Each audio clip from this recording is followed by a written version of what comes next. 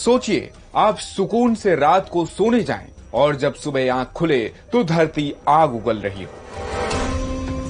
धरती से करीब 200 फीट ऊंचे लावा के फव्वारे का ये वीडियो आइसलैंड का है। उसी आइसलैंड का जो अपनी भौगोलिक संरचना और खूबसूरती के लिए जाना जाता है। लेकिन अब आइसलैंड का युग बदल रहा है। ज्वालामुखी के एक नए युग की शुरुआत हो रही है। हो सकता है आने वाले सैकड़ों सालों तक ये देश आग की चपेट में रहे। आज स्पॉटलाइट में बात आइसलैंड के भयानक ज्वालामुखी। वैज्ञानिकों के मुताबिक धरती के इस हिस्से पर हजारों साल से ज्वालामुखी विस्फोट होते रहे हैं, लेकिन पिछले करीब 800 सालों से ये शांत थे। साल 2021 में इनका प्रकोप फिर से शुरू हुआ और अब तक 6 ज्वालामुखी विस्फोट हो चुके हैं। पिछले हफ्ते ग्रिंडाविक शहर के पास ये घटना हुई। शहर को तो बचा लिया गया, लेकिन चट्टानों के पिघलने से समस्या खड़ी हो गई। टूरिस्ट प्लेस ब्लू लैगून की ओर जाने वाली सड़क और शहर को गर्म पानी की सप्लाई करने वाली पाइपलाइन ज्वालामुखी का शिकार हुई। दिसंबर 2023 के बाद से रिक्जेंस प्रायद्वीप पर यह तीसरा कम समय के लिए हुआ विस्फोट है। वैज्ञानिकों को लगता है कि यह बस शुरुआत है।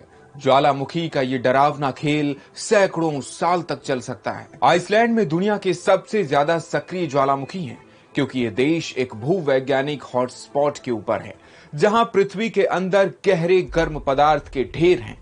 खतरा इसलिए और ज्यादा है क्योंकि आइसलैंड यूरेशियाई और उत्तरी अमेरिकी टेक्टोनिक प्लेटों के बीच की बाउंड्री पर है। ये प्लेटें धीरे धीरे एक दूसरे से अलग हो रही हैं, जिससे गर्म पिघली हुई चट्टान या मैग्मा के ऊपर बहने के लिए जगह बन रही है। मैग्मा के बहने से ऊपर प्रेशर बढ़ता जाता है और फिर ये तरल पदार्थ सतह को तोड़कर विस्फोट के साथ बाहर आ जाता है।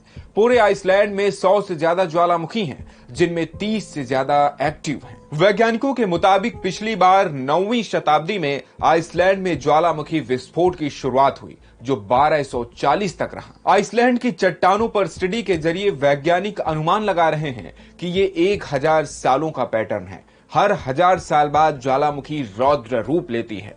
एक्सपर्ट मानते हैं कि पिछले करीब 4000 सालों में 3 बार ऐसी घटनाएं देखी गई हैं, जिनमें लंबे समय तक धरती से मैग्मा निकलता है। ज्वालामुखी कहां और कब फटने वाला है, आइसलैंड के वैज्ञानिकों के लिए इसका पता लगाना फिलहाल काफी चुनौतीपूर्ण है।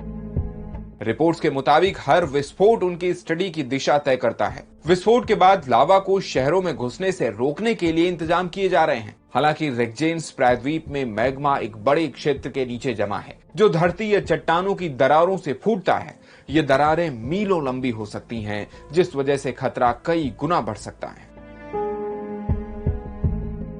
रेकजाविक आइसलैंड की राजधानी है, जहां करीब 40 किलोमीटर के दायरे में देश की 70% आबादी रहती है। International airport, geothermal power plants और तमाम टूरिस्ट डेस्टिनेशन जैसी जरूरी चीजें यहां मौजूद हैं। वैज्ञानिकों को डर है कि अगर विस्फोट प्रायद्वीप के पूर्व की ओर बढ़ता है तो राजधानी और देश के करीब 2/3 आबादी पर सबसे बड़ा संकट आ जाएगा। फिलहाल ज्वालामुखी विस्फोट के कारण हो रही समस्याओं से तो लोग परेशान हैं ही, लेकिन उन्हें आगे का डर भी सता रहा है।